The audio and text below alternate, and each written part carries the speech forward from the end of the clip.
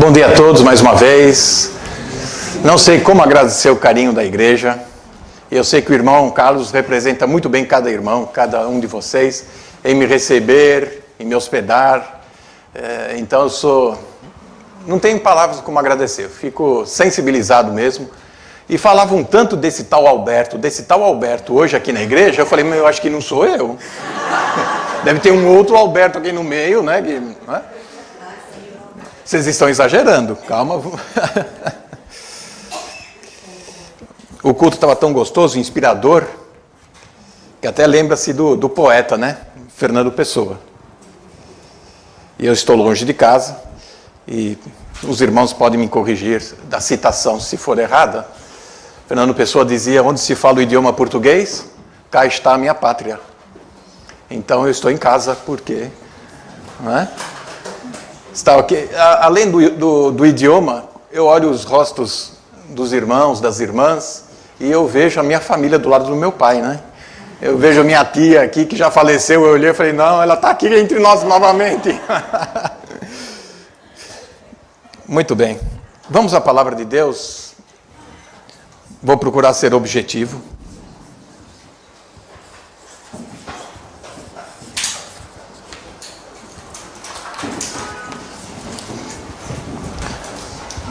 Marcos capítulo 10, nós vamos ver uma passagem bem conhecida.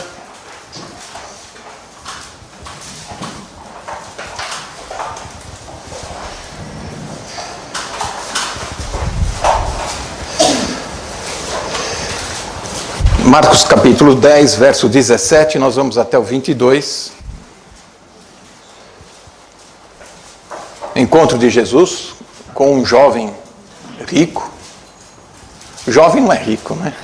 Normalmente jovem é aquele que está estudando, não tem muito tempo para trabalhar, né? O dinheiro é curto. Imagina essa situação, um jovem rico. Parece utópico.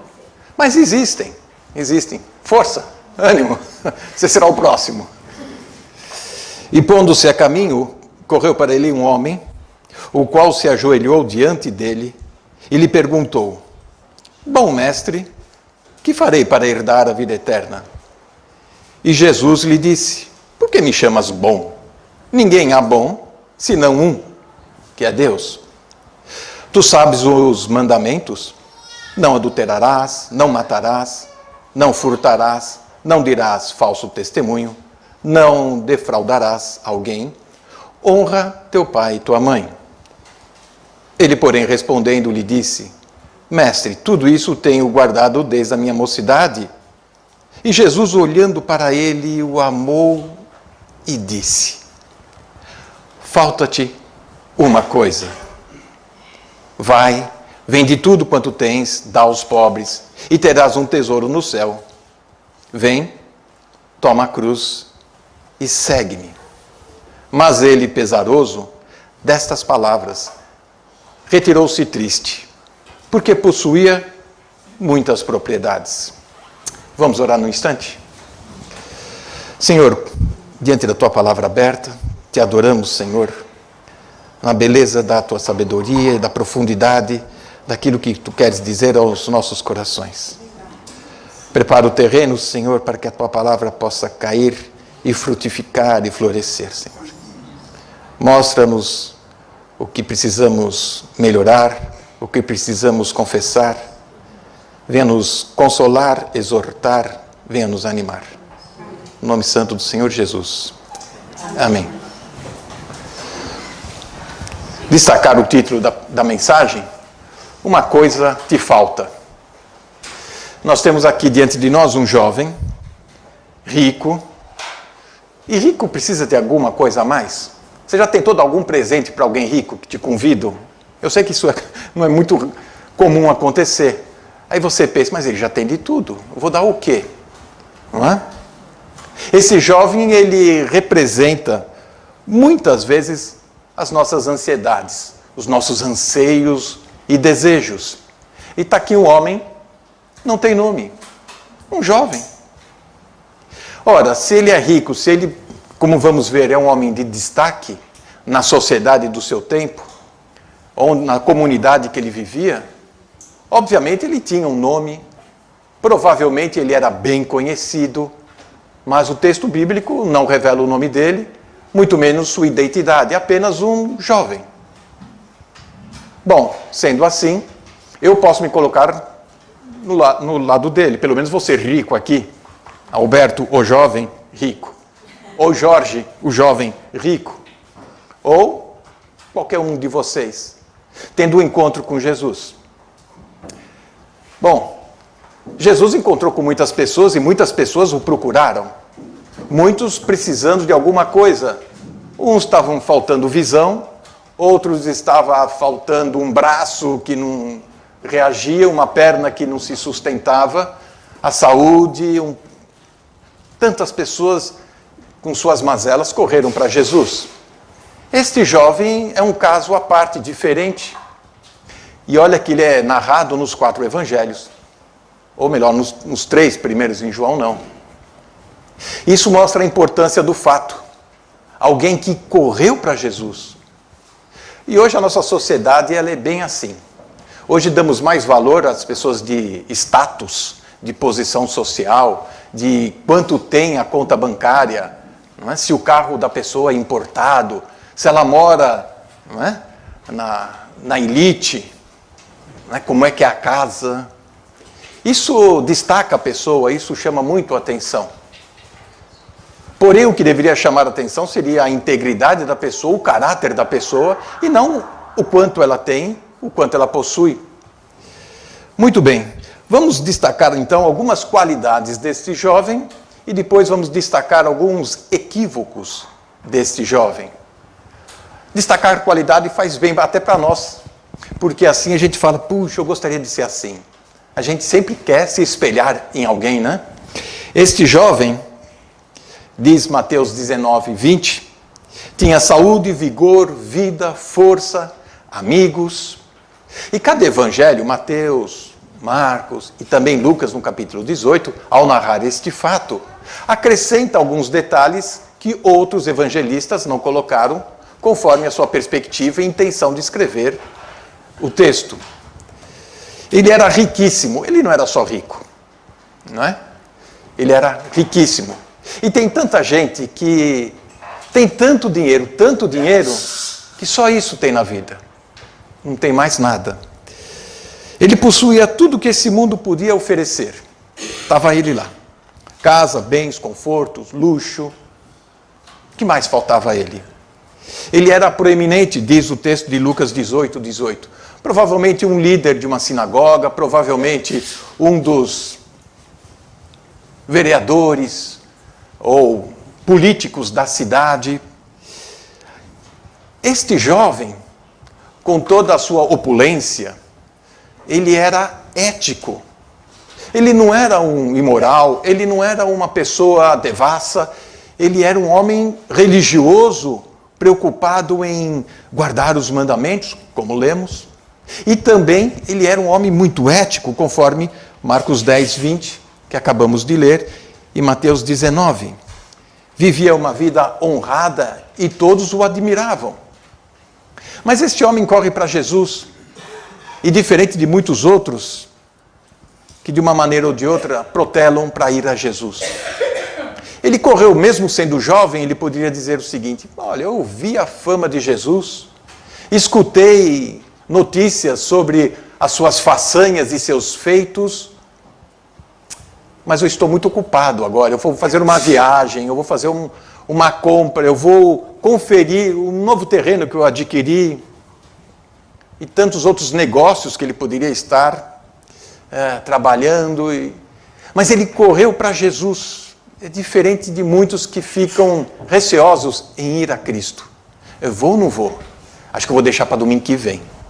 Me convidaram, mas será que vou me sentir bem? Será que todo mundo vai olhar para mim? E os meus amigos, o que vão dizer de mim? Está virando crente, está indo para a igreja, cuidado, vão fazer sua cabeça, vai virar fanático. As críticas vêm. Esse homem não se preocupou com crítica, ele não se preocupou com os outros, ele não se preocupou com seus negócios. Ele ouviu falar de Jesus, correu. E o texto diz que ainda ele se ajoelhou diante de Jesus. Outra qualidade dele, ele estava insatisfeito com a sua vida. Já pensou? Ele tinha tudo e ainda faltava mais alguma coisa. Dizem que o saco do ter não tem fundo, né? Quanto mais põe, mais quer, não é? É esta a situação desse jovem, sempre insatisfeito. O que me falta ainda? O que eu preciso ainda, mestre? Quanto custa? Eu faço cheque agora? Quanto eu pago? Não é? Eu preciso adquirir algo que eu não sei o que é, mas me faz falta.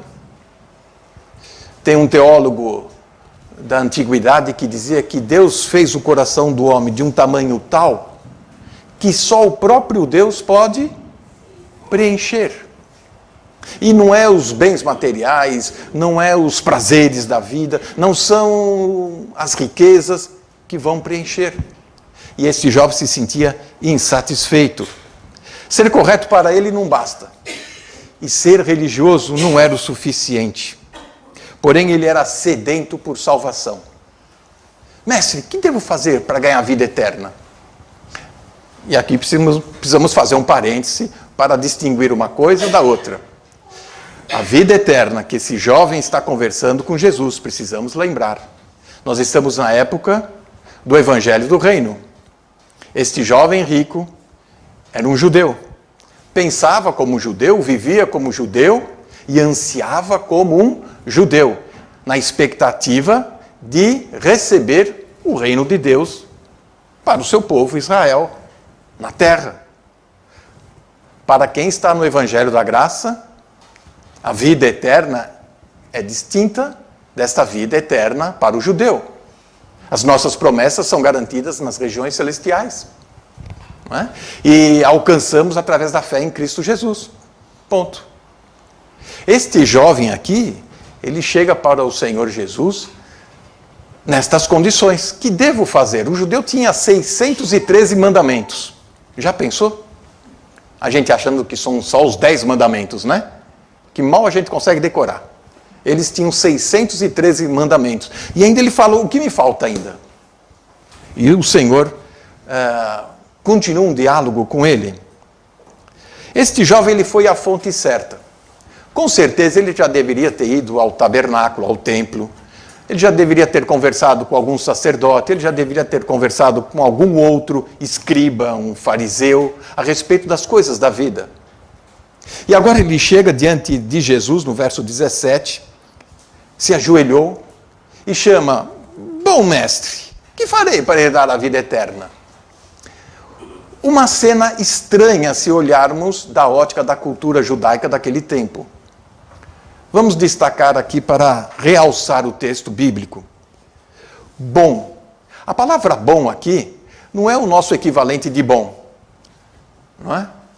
Hoje o culto está bom, mas da semana passada foi muito bom. E aquele dia, então?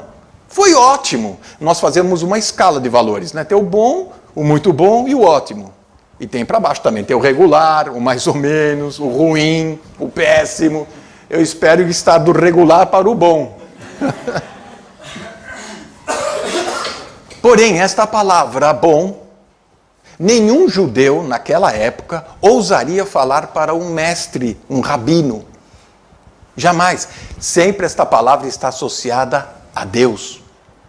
É a palavra agaton, no grego aqui, original, escrito. Eu sei que você não percebeu aí, né? Porque foi uma leitura rápida, você não viu como é que estava. Esse bom aqui é o bem supremo. Você não vai falar o bem supremo para um rabino, um homem comum dos seus dias.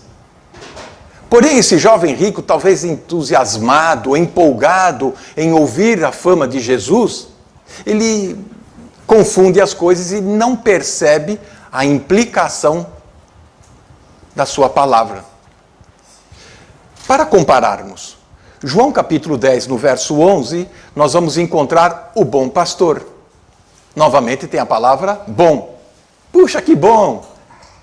Sim, esse bom pastor de João capítulo 10 é uma outra palavra do original grego, kalos, que quer dizer simplesmente bom no sentido de ideal. Jesus ele estava dizendo para a sua audiência, em João capítulo 10, que ele era o pastor ideal para cuidar do seu rebanho. Não qualquer um pastor que você possa conhecer que cuida das ovelhas, do rebanho, etc. Era o pastor ideal, o pastor perfeito. Aqui está então a distinção. Este bom que nós encontramos aqui no texto de Marcos capítulo 10, 17, você pode conferir nos Salmos. Deus é bom, Salmo 25, Salmo 34, Salmo 86. Nenhum judeu falaria para um homem bom mestre. Por isso que a resposta de Jesus já pula algumas etapas e Jesus já responde uma certa pergunta que talvez Jesus teria que fazer a ele, né? Por que me chamas bom? Ninguém há bom senão um que é Deus. Ou esse jovem reconhece que Jesus é Deus, ou ele não está distinguindo o que ele está falando, obviamente não saberia pesar a implicação de suas palavras. O que temos aqui? Jesus percebe que esse jovem não consegue compreender que ele está diante do Filho de Deus, do Deus encarnado. Não consegue compreender isso, claro. Os discípulos tiveram essa dificuldade, imagine um jovem rico, né, com a cabeça nos negócios. O que nós temos aqui é um jovem que admirava a Jesus. Estava impressionado com aquilo que Jesus fazia, os seus ensinos, mas não era um homem que adorava ao Senhor Jesus. Aqui está a diferença. Esse foi seu primeiro engano. Ver a Jesus como mestre e não como Deus. Muitos querem viver a vida cristã seguindo o Jesus dos evangelhos como o bom mestre. Seus preceitos éticos, seu comportamento, sua conduta. Mostrando então o quê? Vamos seguir as instruções de Jesus. Isso só vai criar um homem religioso, vai criar um homem ordinário, na acepção da palavra, enquanto que um cristão, aquele que nasceu de novo, aquele que teve um encontro com Cristo, ele é um extraordinário. Ele vai além. Ele não admira apenas a Jesus, ele o adora. Ver a salvação como um mérito. Este jovem, ele não estava interpretando direito as coisas que estavam acontecendo no seu tempo.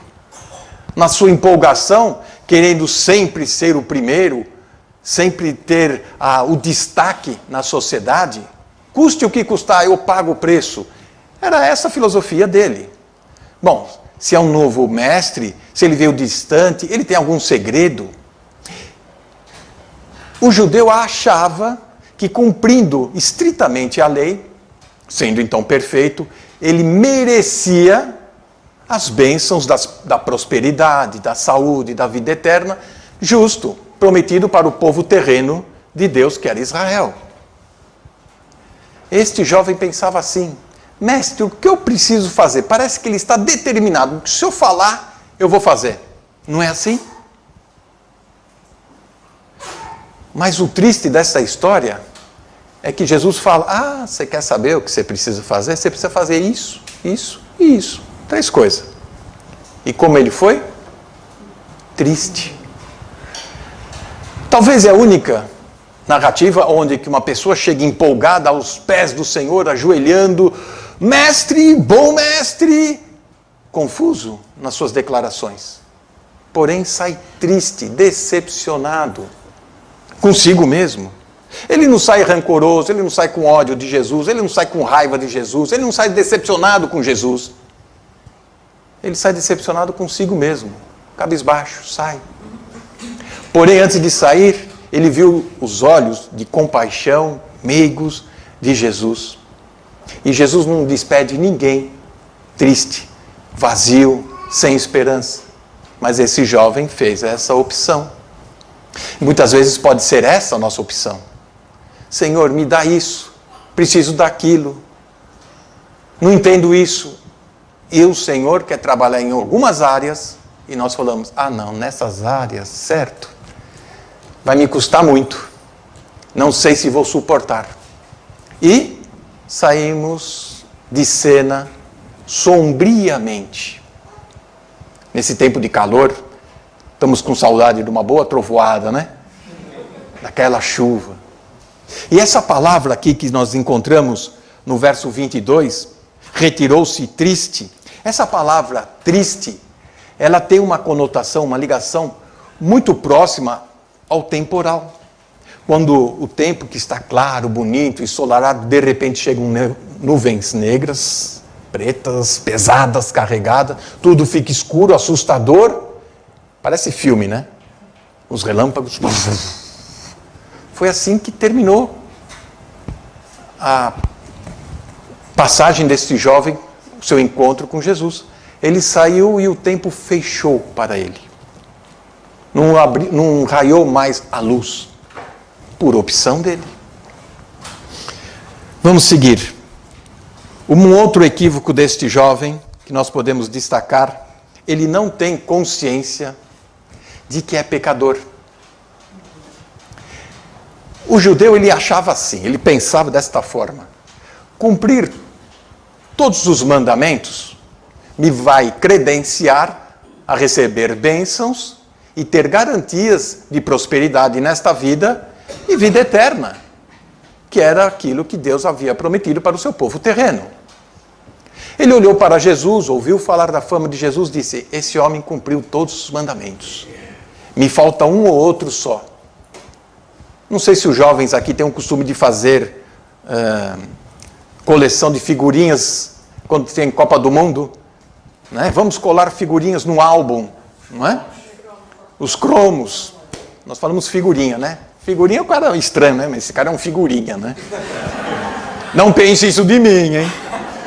Pense que eu sou um cromo, pronto, um cromo aqui, ó. De quarta-feira eu sou um cromo. E quando a gente está com o nosso álbum quase completo, só falta o cromo do Cristiano Ronaldo. Na minha época faltava do Rivelino. Quem tem do Rivelino eu pago, só para completar o meu álbum, não é? Eu pago. Este jovem, ele estava nessa situação, nessa angústia, nesse desejo. Senhor, eu vejo que tu cumpre todos os requisitos que a lei pede. E o que falta para mim? Qual o segredo? Aí eu quero completar todos os mandamentos. Mas nenhum ser humano poderia, irá cumprir todos os mandamentos, os 613. Ninguém é capaz de obedecer à lei de Moisés. Mas então para que serve a lei? Bom, a lei serve como dois exemplos para explicar, e assim vamos poupar tempo. Como um espelho. Você olha no espelho e se arruma. Você vê se tem alguma coisa torta, tem coisa que você se conforma. Não vai ter muito jeito. Não é? O espelho, ele indica, ele mostra, ele revela as suas imperfeições. Só não vai tirar e nem melhorar. Não é? Não tem essa de espelho, espelho meu. Não tem isso. Outra indicativo que a lei faz, que ela produz no homem, é como se fosse uma avenida, você entrar numa avenida e ter uma placa de contramão. É isso que vocês dizem? Contramão. Não é? Proibido. Sentido proibido. Você entrou, você não vai conseguir trafegar no sentido proibido. Ah, sim, você consegue, mas vai levar uma multa. É só essa é a indicação da lei. E aqui está a beleza de todo esse encontro. Jesus está tentando mostrar para este jovem que ele, Jesus, vai cumprir todos os pré-requisitos das exigências da lei para ele. Cristo cumpriu. Homem algum pode cumprir. Se você está em Cristo, está aceitável diante de Deus, está perdoado, está lavado, expiado. Aqui está a graça de Deus. Estar em Cristo é sair da escravidão do pecado e se submeter a este Cristo que pagou todas as suas dívidas, multas de trânsito, que você estava em sentido proibido. É aquele que vai te transformar e todos os seus defeitos naquela perfeição que só Cristo pode dar.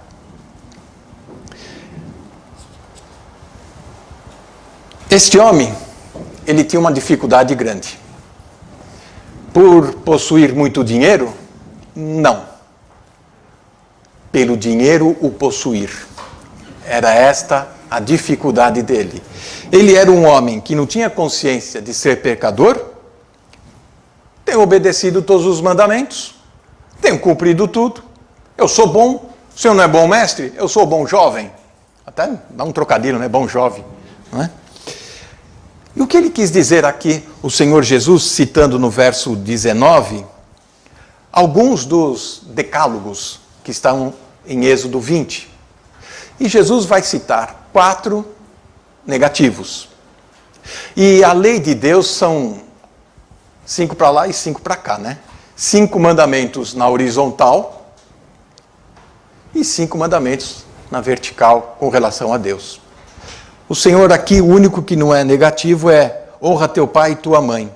E o outro que chama atenção, comparando-se com as narrativas de Lucas e de Mateus, nós vamos encontrar no verso 19, não defraudarás. O que Jesus quis dizer isso com esse jovem rico? Alguma coisa. Ele era rico, jovem, talvez ele fez alguma tramóia para conseguir uma herança antecipada, muito comum naquela época. Talvez ele fazia algum negócio escuso e ganhava lucros, juros. Não podemos explorar muito o texto, mas podemos imaginar o que acontecia aqui. E com tudo isso, esse jovem se sentia o quê? Eu sou obediente à lei, eu não tenho pecado. Falta pouco, eu já estou lá em cima, só falta isso. Ah, é? Só falta isso? No entanto, todas essas qualidades, o Senhor olhou para ele, amou este jovem, teve piedade dele e disse: uma coisa te falta. Será que é isso que o Senhor está dizendo para nós hoje? Olha, uma coisa te falta. Você tem boas qualidades religiosas, éticas, você tem uma boa situação de saúde, financeira, você, em certo sentido, você é um filho de Deus abençoado. Mas percebo que falta uma coisa. Imagina o Senhor, você numa conversa com Jesus, e Jesus fala: olha que bom, você tem frequentado a igreja, estudando a Bíblia, ótimo, puxa, fico feliz, olha, sabe de cor, inclusive ajudou na escola dominical, muito bom, canta, toca, perfeito. Mas falta uma coisa. Esse falta uma coisa, se alguém fala para mim, falta uma coisa, faltou tudo, não é? Um exemplo que me machucava muito, quando eu fazia a prova na faculdade. Fazia prova, terminei. Eu olhava do lado, ninguém tinha terminado. Eu achava que a prova tinha sido fácil. Puxa, mas ninguém terminou. Bom, na verdade, eu estudei, eu sei mais que todos. É a situação desse jovem, não é? Eu que sei todos os mandamentos, cumpro todos. Peguei a prova, levantei, passei na frente de todo mundo, né? Fui lá na mesa do professor, entregou ele, muito bem, parabéns. O professor deu uma olhada. O problema foi a segunda olhada do professor. Ele olhou, quando ele olha de novo, jovem, volta no... Está faltando uma coisa aí. Se está faltando uma coisa, faltou tudo. Aonde está faltando? É isso que Jesus falou para o jovem. Falta-te uma coisa. E aí Jesus, então, aplica um teste, uma prova para esse jovem. Vem aqui, jovem. Jesus, olhando para ele, o amou. Imagina este olhar de Jesus.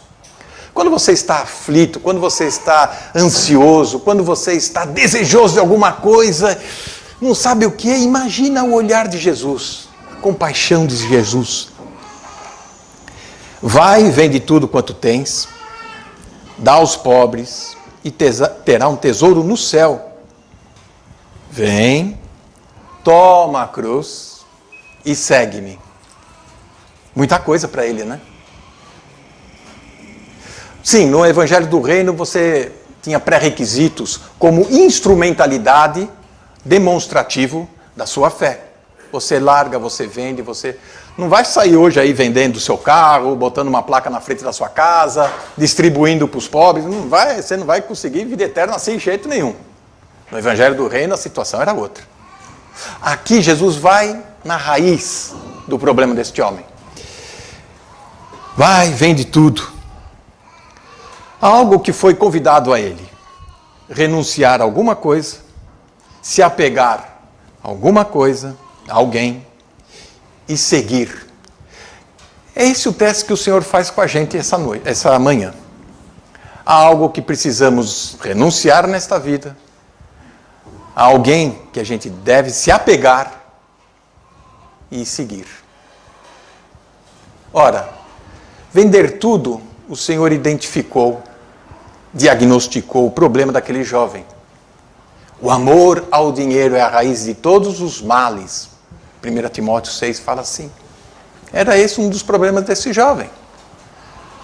Vai, vende tudo. E aí já ficou meio preocupado, né? Outra coisa, pega a cruz, toma a tua cruz. Tomar cruz. Falar cruz naquela época, falar hoje em dia é diferente, né? Cruz você pensa uma de ouro, vou querer uma de ouro, tá? Para colocar aqui na gargantilha, tal, né? Ficar bonitinho. Falar cruz naquela época, né? No primeiro século, no Império Romano, é pedir a condenação, a sentença de morte. E mais ainda, você vai se declarar inimigo do mundo e o mundo vai se declarar inimigo de você. Será que faríamos isso? Deixar alguns valores que estão nos seduzindo, e estes valores, muitas vezes, prometem segurança, confiança, status, né? Conforto, luxo. O Senhor fala, deixa essas coisas. Quando o Senhor o amou, Ele olhou para aquele jovem e falou, olha, tudo isso aí está até certo, tudo isso até funciona, é muito bom, mas no seu devido lugar, nas suas prioridades. Te falta uma coisa, vem e segue-me. Além da cruz, seguir a Jesus, numa sociedade, tanto a daquela época como a de hoje, hostil aos ensinamentos de Deus, ao próprio Deus, hostil ao próprio Senhor Jesus. E eu tenho que seguir, eu tenho que caminhar junto com Jesus. Paulo, ele diz em Gálatas 6, no verso 14, longe esteja de me gloriar, a não ser na cruz de nosso Senhor Jesus Cristo, pela qual o mundo está crucificado para mim e eu para o mundo. Era isso que o Senhor queria ensinar já para o jovem. Ele percebendo a profundidade, o compromisso, a responsabilidade desta decisão, ele esqueceu os seus anseios e desejos.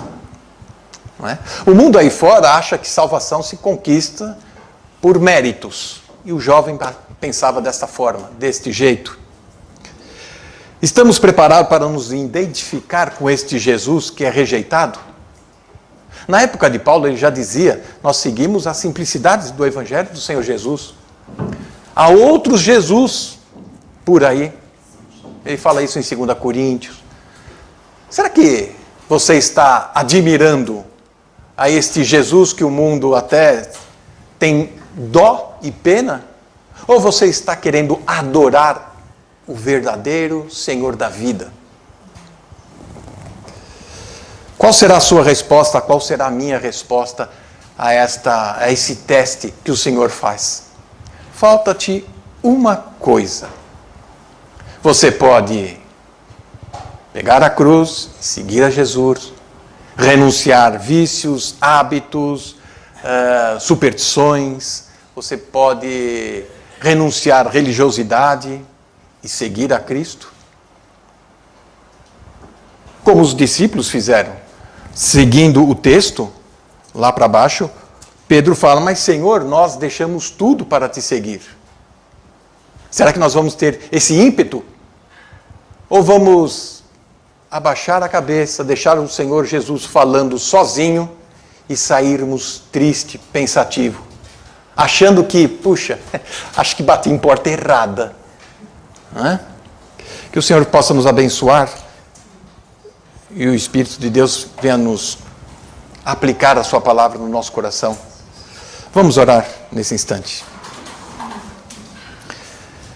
Senhor, quando a tua palavra é exposta, o nosso coração fica apertado, porque sabemos que existem vários valores e que nos enganam, nos seduzem e nos dão falsa segurança. O que queremos é ter uma devoção maior contigo, uma adoração completa. Queremos nos entregar a ti, pegar a cruz e seguir-te. Senhor, sabemos que o Senhor olha com compaixão e com amor eterno. Venha nos abençoar, Senhor, para que o nosso andar seja agradável a ti, na luz. Em nome do Senhor Jesus. Amém.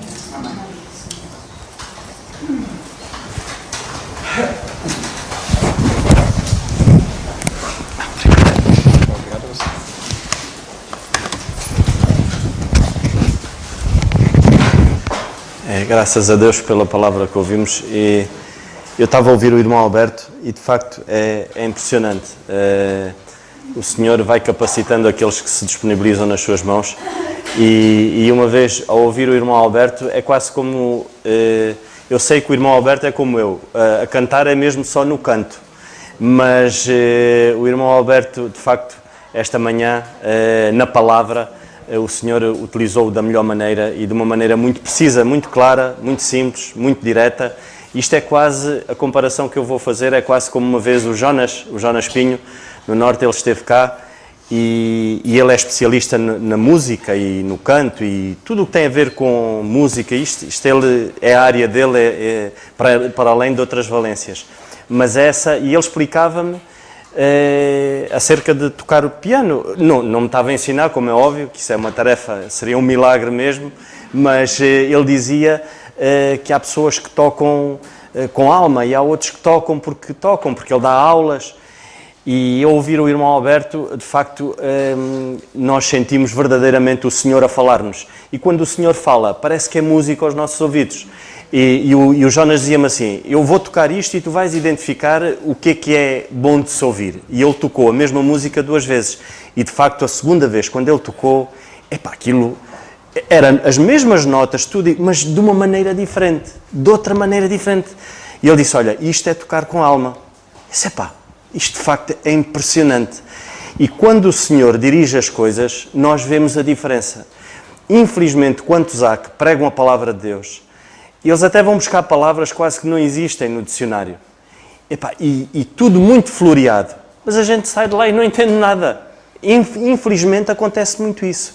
Mas quando é o nosso Deus a dirigir, não há dúvida, ninguém, eu penso, eu pelo menos não fico com dúvidas nenhumas perante aquilo que eu vi e da maneira como foi exposta. Que o Senhor nos ajude, irmãos. E estes momentos são únicos, de nós ouvirmos a palavra de Deus explanada desta maneira, são únicos e toda a glória, toda a honra para o nosso Deus. Nós só somos servos, todos nós somos servos, mas é de facto motivo de nós darmos graças e às vezes a vontade era de mensagens destas, nós pegarmos e irmos aí para um sítio onde mais gente pudesse ouvir anunciar o Evangelho como foi anunciado. Que o Senhor nos ajude, irmãos, e que possamos estar atentos àquilo que é esta advertência e este aviso e este alerta, que de facto os nossos corações estejam prontos sempre para falar.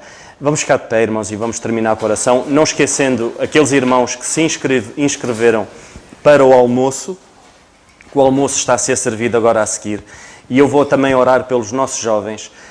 Lá fora, aqui dentro estamos bem, o ar-condicionado, mas lá fora está mesmo uma brasa.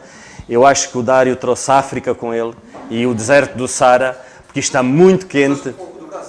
O irmão, que isto é assim, o Dário com o deserto do Saara, porque ele passou por cima do deserto do Saara, o irmão Alberto com o Brasil, isto está, e então está a escaldar, e os nossos jovens estão ali mesmo a escaldar, mas eles não estão a trabalhar para ninguém, senão para o Senhor. Por isso, vamos orar também por eles e dar graças por a mensagem que nós ouvimos aqui e a mensagem que vai ser passada daqui um bocadinho pelo alimento que nós vamos tomar, que é uma mensagem de serviço e de comunhão que devemos ter todos e deve ser esse o nosso foco. Vamos então terminar com a oração. Pai Santo, nós queremos te dar graças mais uma vez por aquilo que ouvimos esta manhã e, Pai, de facto a tua palavra ela é muito clara, ela é muito simples, Senhor. Tu não fizeste a tua palavra para pessoas que possam ter um entendimento diferente. Não, tu fizeste a tua palavra para que todos nós percebêssemos. E nós te damos graças por isso, porque ela esta manhã foi exposta de uma maneira muito clara, muito simples, muito direta, mas muito profunda, Pai. Todo o louvor para ti, Senhor, toda a honra e toda a glória. E nós te agradecemos, porque usaste o teu servo, o nosso irmão Alberto, Pai. Te damos graças por ele. Te damos graças, Senhor, porque outros te servem da mesma maneira, que é o caso dos nossos jovens aqui ao lado, Senhor. Te servem noutra área, ó Pai, e nós te agradecemos por isso. Nós te damos graças porque a tua igreja é isto, Senhor, que nos ajudes a sermos te servos a tempo inteiro, Pai. Tira de nós, Senhor, pensamentos, sonda os nossos corações e tira de nós o mau caminho, Senhor, porque tu preparaste as boas obras para que andássemos nelas, Senhor, e que tu nos ajudes nisso, Senhor. Te agradecemos mais uma vez esta manhã por aquilo que ouvimos, te agradecemos pelos teus filhos aqui presentes, Senhor, e se alguém nos visita pela primeira vez, Senhor, ou se alguém está no nosso meio que ainda não te aceitou como o único Salvador, que de facto possa perceber aquilo que o Senhor Jesus Cristo fez na cruz por cada um de nós. Só Ele, que nunca cometeu pecado algum, Senhor, se fez pecador por amor a nós, Senhor. E o Senhor hoje, Senhor, tu identifica-nos a nós e olhas para nós e vês Cristo em nós, Senhor. E obrigado por isso, e somente através da cruz. Te agradecemos mais uma vez por aquilo que ouvimos, Senhor. Conduz-nos agora onde quer que nós possamos nos dirigir. No nome do Teu Filho, o nosso Senhor Jesus Cristo. Amém. Irmãos, perdão, só um minuto. Vou fazer uma pergunta, desculpa, indiscreta. Alguém já esteve no Brasil? Tem um corajoso lá atrás. Ok. Sobrevivente, inclusive, porque veio do Brasil. Eu gostaria de levá-los todos para o Brasil. Pensei nesses dias que eu estava com o irmão Carlos em sequestrar uma vedeta. Colocar todos os irmãos, atravessarmos o Atlântico. E lá estaríamos em São Paulo, que estava mais fresco que aqui.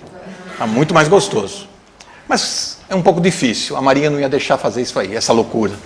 Então eu vou levá-los desta maneira.